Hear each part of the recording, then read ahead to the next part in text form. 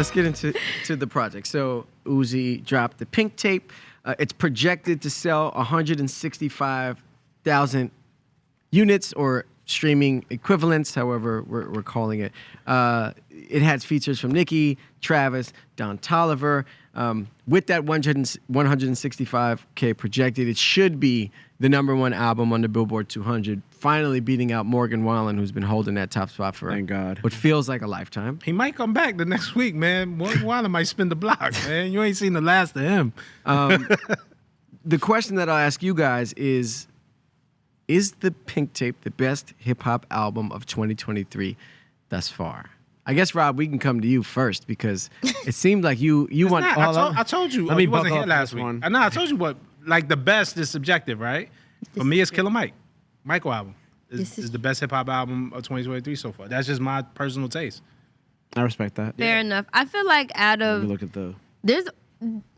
There hasn't been like a long list of great rap albums anyway. So to me, it was only between Killer Mike, Jack Harlow, Uzi, and Dave and Central C.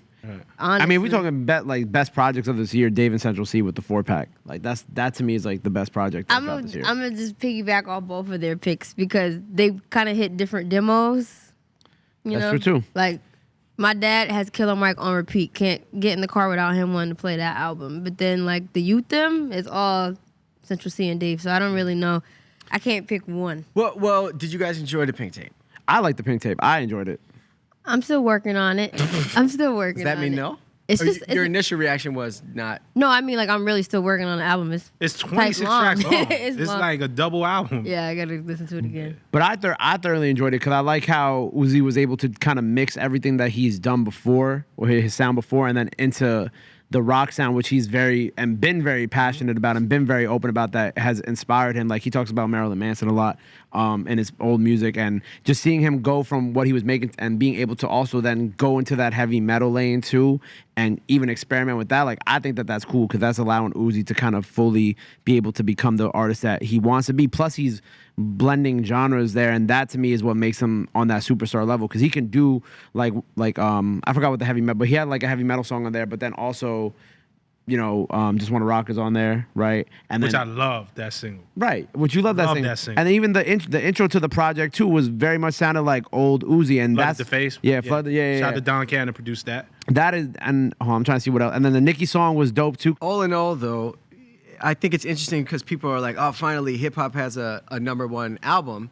But would you guys categorize this as a hip-hop project? I mean, there's a lot of other genre. He just said heavy metal. Yeah, there's a lot of other influences. And when I listen to it, I don't think that this is a through and through hip-hop album per se. Right. Not that we have to like put it in a specific box, but do you feel like we can still count this as like a win for hip-hop? Yeah, I mean, would you count like Jay-Z and Linkin Park Collision Course as a win for hip-hop when that came out? Like, that was a win for hip-hop, so... Rob says no. You don't think so? I don't know. That's a good question, even with that project, look, and this is just me being consistent. Even when that project came out, I was like, I never bought it. I bought every single Jay-Z album. Somebody actually gave me the CD, like they just had it in their car. It's like, oh, you can have this. So I said, I'll complete the collection. But I actually never spent money on Jay-Z and Linkin Well, that was Park. one of the first albums I bought. No, that's my guy too. But this is my truth. Well, I think it's dope that Uzi, coming from the background that he comes from, and him being so open, and even coming out on stage with Paramore and creating this project that blends all these genres and things that he has, and it's kind of like his entry into like that superstar level that we're gonna see, especially when he goes on tour for this project, and if this project hits #1 too. So I think it's a win for hip hop. Now, is it a win for hip hop? It's a win for hip hop.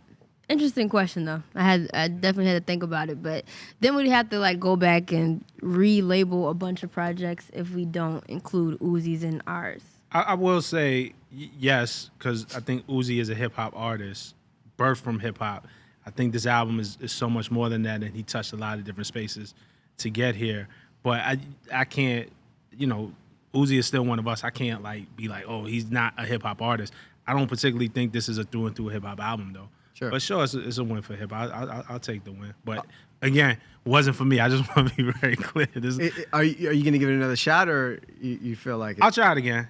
Yeah. I'll give it another shot. But I feel like I tried. environment might help too. Like this Yeah, ain't somebody told something- me listen you to it in can't the listen gym. to this in the crib. Yeah, you got to be outside. Yeah. You gotta going- go But it's man. just not the music that I listen to. Like even and Gabe, when I'm hearing Gabe, was like, yo, like, and Uzi has been very vocal about Marilyn Manson being right, influential. Paramore, Marilyn Manson. I all those. was never into Marilyn Manson. Like it just wasn't what I was into. So it would make sense. Like again, I'm like, oh, this is not for me. Like, you know, he served up broccoli. I don't eat broccoli. Like, you know what I'm saying? Like, pass the Brussels sprouts. I don't know.